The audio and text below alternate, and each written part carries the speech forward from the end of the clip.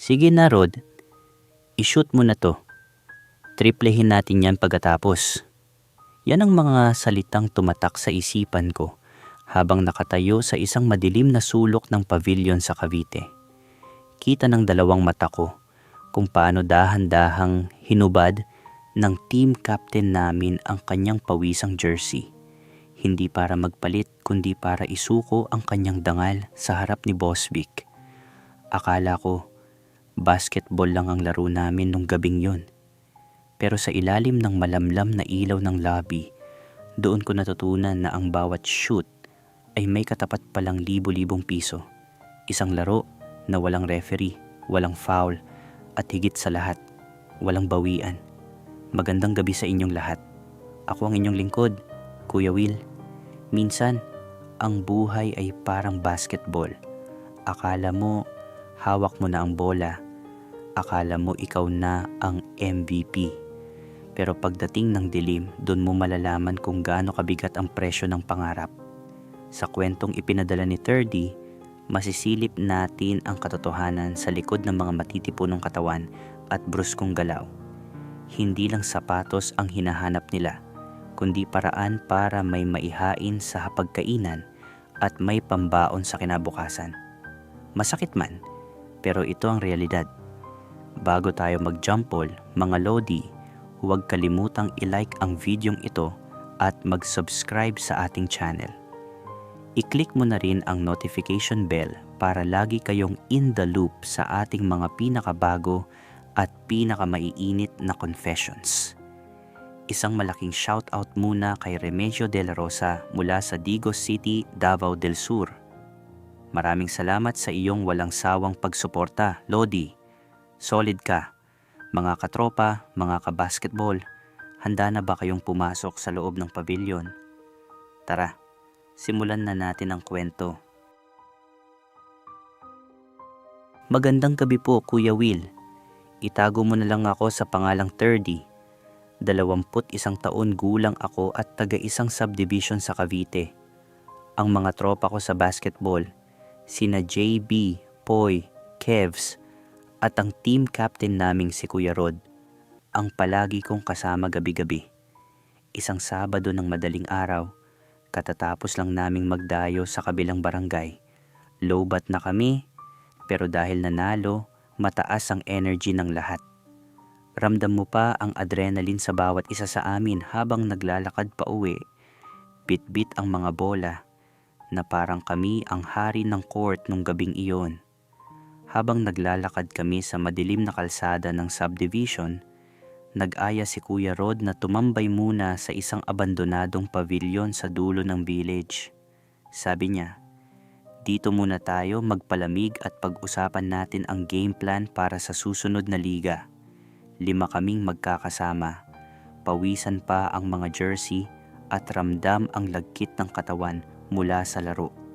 Habang nakaupo kami sa gilid ng court na buwan lang ang tanging nagbibigay ng liwanag. Nagbibiruan kami tungkol sa mga sapatos na gusto naming bilhin. Mga pangarap na parang malayo sa aming bulsa. Si JB, kailangan ng pambayad sa tuition para sa finals. Si Kevs naman, seryosong naghahanap ng sideline dahil tambay lang siya. Kahit anong trabaho, basta mabilis ang pera at malaki ang bigay, papatulan ko na talaga. Sabi ni JB habang pinupunas ang pawis gamit ang basang jersey. Hindi namin alam na sa likod ng pavilion na iyon, may isang transaksyong hindi namin inaasahan ang magaganap. Isang laro na hindi bola ang gamit, kundi ang aming pagkalalaki. Ang asaran namin tungkol sa basketball ay biglang napalitan ng isang mabigat na katahimikan na magbabago sa turingan naming magkakatropa habang buhay. Habang nag-aasaran kami at nagkukuwentuhan tungkol sa mga foul na hindi natawagan kanina, may isang itim na pick-up na dahan-dahang pumarada malapit sa amin. Ang tunog ng makina nito ay parang babala, pero hindi namin ito pinansin. Bumaba ang isang lalaki na kilala sa aming village bilang si Boss Vic. Isa siyang mayamang businessman na madalas mag-sponsor ng aming mga jersey at nagpapaliga sa subdivision. Kasama niya ang isang lalaking may malaking katawan na mukhang bodyguard o driver niya na ang pangalan ay Marco. "Oh, mga champion, mukhang pagod na pagod ang mga lodi ko ah." Bati ni Boss Vic habang nakangiti at tinitingnan kami isa-isa mula ulo hanggang paa. May dala silang 2 malaking bucket ng fried chicken at mga mamahaling energy drinks na parang alam nilang nandoon kami. Dahil kilala kaming anak-anakan ni Boss Vic sa court, hindi kami nagdalawang isip na lumapit at tanggapin ang alok niyang pagkain. Pinasok niya kami sa loob ng lobby ng pavilion na may generator, kaya may kaunting liwanag mula sa mga bumbilya. Habang masaya kaming kumakain at nag-uunahan sa hita ng manok, biglang nagbago ang aura ni Boss Vic. Ang dati niyang masayang boses ay naging seryoso at may halong mali siya. "Alam niyo, bilib na bilib ako sa stamina niyo sa court kanina. Pero gusto kong malaman kung hanggang saan ang tapang at galing niyo sa totoong buhay." Sabi niya habang nakatingin ng malagkit kay Kuya Rod, ang team captain namin, na pinakamatipuno at barako sa lahat. Doon pa lang, naramdaman ko na ang kakaibang kaba sa dibdib ko. Ang tingin ni Boss Vic ay hindi tingin ng isang fan o sponsor, kundi tingin ng taong may balak na hindi maganda. Isang tingin na tila nagbubunyag ng intensyon sa gitna ng malamlam na ilaw ng lobby. Hindi na nagpaligoy-ligoy si Boss Vic nang makitang natapos na kaming kumain. Inilabas niya ang makapal na pitaka mula sa bulsa at dahan-dahang naglatag ng tig-1,000 piso sa lamesa para sa amin 5 magkakasama. "Sino ang gustong mag-extra time sa akin at kay Marco? 1 oras lang na bonding, triplehin ko ang perang iyan sa bawat isa sa inyo," sabi niya habang pinaglalaruan ang mga papel na pera. Nanahimik ang buong lobby. Tanging ang ugong ng generator sa labas ang maririnig. Tumingin ako kay Kebs at Poy. Umasang matatawa sila at sasabihing, "Siraulo ka talaga, boss. Basketball ang hilig namin, hindi iyan." Pero laking gulat ko nang si Kuya Rod mismo, ang tinitingala naming leader, ang unang humawak sa pera. "Anong gagawin, boss?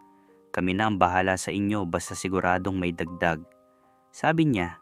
May pilit ng ngiti pero bakas sa kanyang mga mata ang kislap ng kasakiman sa pera. Parang gumuho ang mundo ko nung sandaling iyon.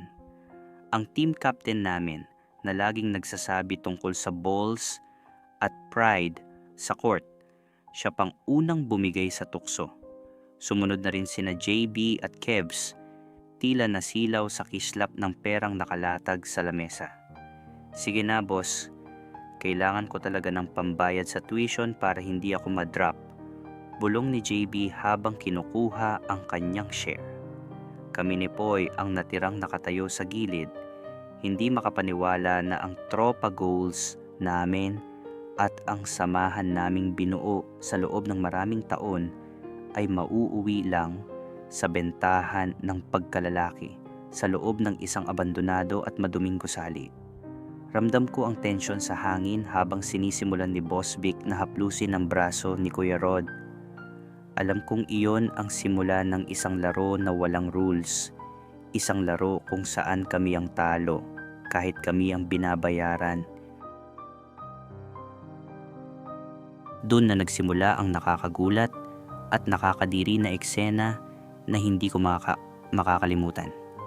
Inutusan ni Boss Vic si Kuya Rod na maghubad ng pawisang team jersey. Sa ilalim ng mahinang ilaw ng bumbilya, ang lobby ng pavilion ay naging tila pugad ng kalaswaan. Lumapit si Boss Vic kay Kuya Rod at doon na nagsimulang mangyari ang mga bagay na akala ko sa malalaswang video ko lang mapapanood. Walang hiya-hiya, lumuhod si Boss Vic sa harap ng aming team captain. Sinimulan niyang hawakan at ishoot ang pagkalalaki ni Kuya Rod habang nakapikit ito at mahigpit na nakakapit sa sandalan ng luma at maduming sofa. Tila tinitiis ni Kuya Rod ang bawat sensasyon kapalit ng perang ipinangako sa kanya. Ang mukha niya ay halong pagtatalo ng sarap at hiya. Si Marco naman ay kinuha sina JB at Kevs sa kabilang sulok ng lobby. Nakita ko kung paano pinalilibutan ng malaking katawan ni Marco ang dalawa kong tropa. Ang mga bruskong katawan na nakikita ko sa court tuwing may laro. Ang mga muscles na ipinagmamalaki nila tuwing nakasando, ngayon ay tila mga laruan na lang sa kamay ni Marco. Pinapanood ko silang mag-shoot sa harap ng bodyguard habang si Marco ay walang tigil sa paghaplos sa kanila. Hindi ako makagalaw mula sa kinatatayuan ko. Tanging ang mabilis at malakas na pintig ng puso ko ang naririnig sa gitna ng init at malansang amoy sa loob ng pavilion. Naging tagapanood lang ako sa dilim sa isang private game na hindi ko kailanman hiniling na mapanood. Isang laro kung saan bawat shoot ay tila pagtusok sa dignidad ko bilang kanilang kaibigan. Dito na pumasok ang pinakamainit at pinakadisturbing na bahagi ng gabing iyon, Kuya Will. Pinatayo ni Boss Vic si Kuya Rod sa tapat ng malaking salamin sa lobby. Doon, sa harap ko mismo, kitang-kita ko ang bawat galaw at bawat dampi ng kanilang mga katawan. Hindi man ito yung bulgar na penetration, pero ang bawat lamas ni Boss Vic sa katawan ni Kuya Rod ay nagpaparamdam ng matinding init sa loob ng silid. Napapaungol na lang si Kuya Rod habang todo ang pag-shoot sa kanya ni Boss Vic. Sinasabayan pa ng mga bastos na bulong tungkol sa kung gaano katigas at kagwapo ang aming team captain. Ang amoy ng pawis mula sa laro kanina ay nahaluan na ng amoy ng alak at ibang matapang na amoy na dala ni Boss Vic mula sa kanyang bag. Habang sina JB at Kevs naman ay magkasamang nakashoot kay Marco sa kabilang sofa, hindi ko maiwasang makita ang pagbabago sa mukha nila. Ang mga tropa ko, na parang kapatid ko na ang turingan, ay nagmukhang mga estrangherong uhaw sa pera at laman sa paningin ko. Naging saksi ako sa pagbagsak ng dangal ng mga lodi ko sa basketball. Ang bawat unggol ni Kuya Rod habang nireshoot siya ni Boss Vic ay parang sampal sa mukha ko. Doon ko na-realize na sa harap ng pera, nawawala ang lahat ng konsepto ng brotherhood at sportsmanship.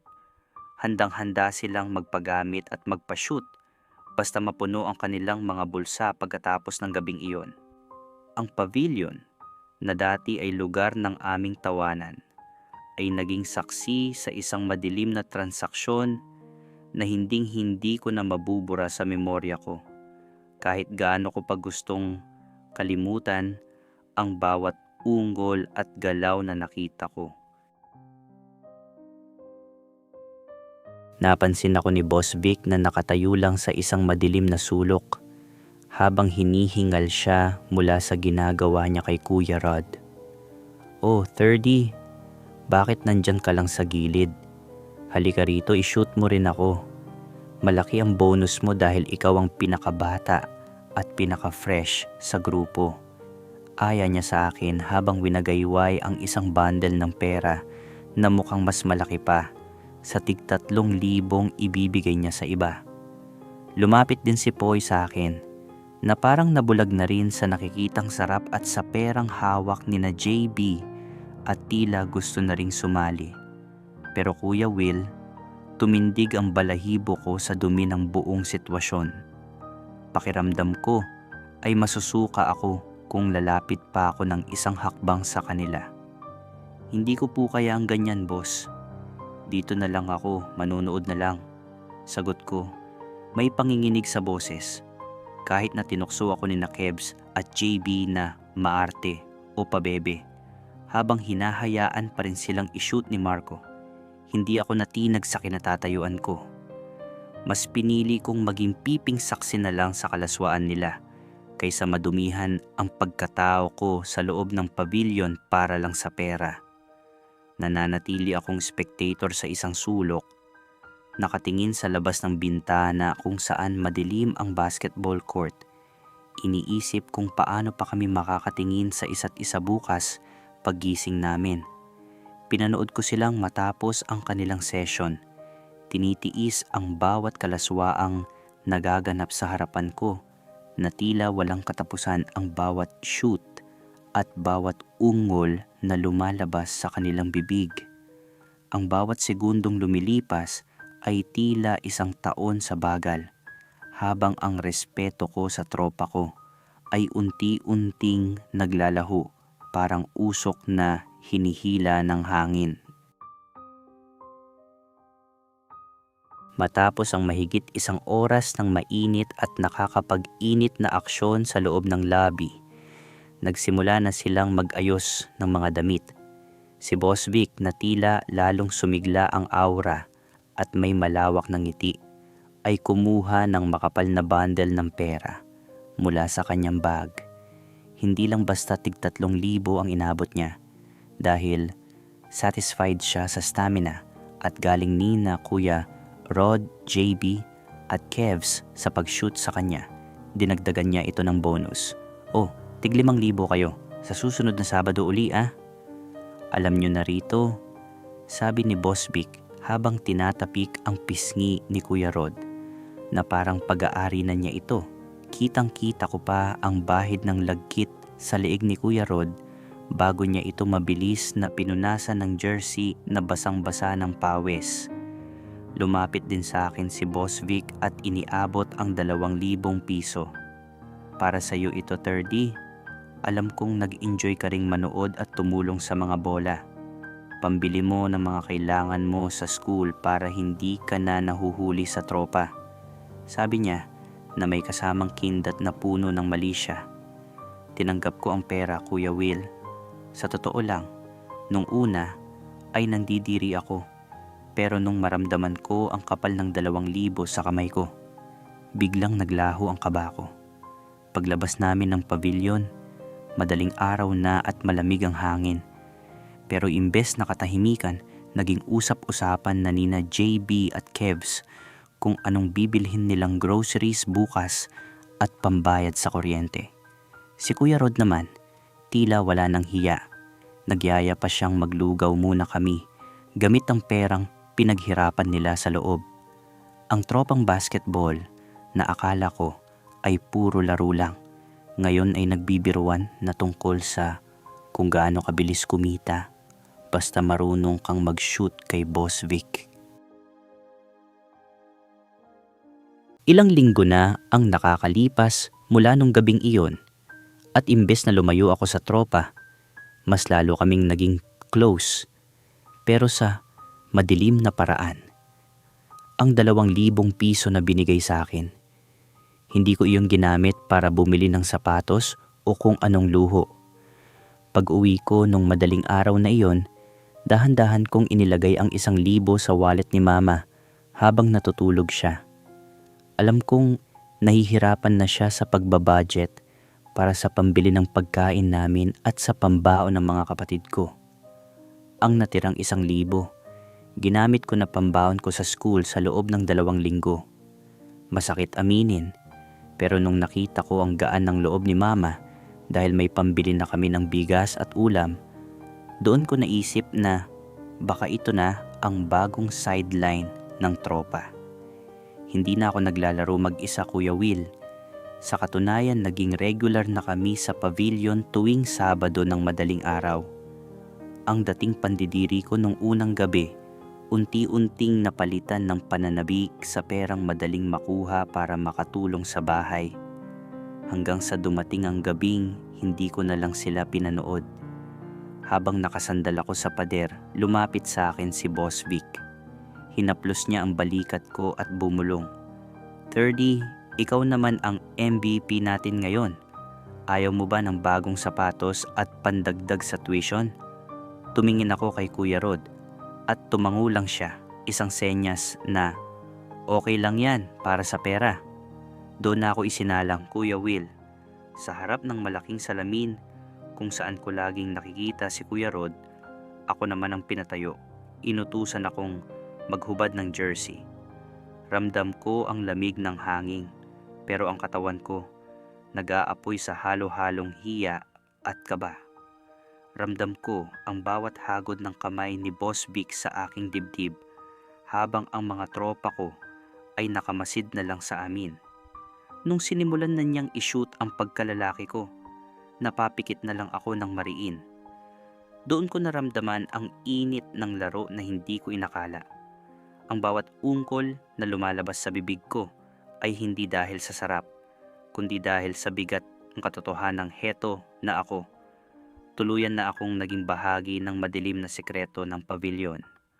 Ang brotherhood namin sa court ay napalitan na ng pagkakaisa sa ilalim ng madidilim na sulok.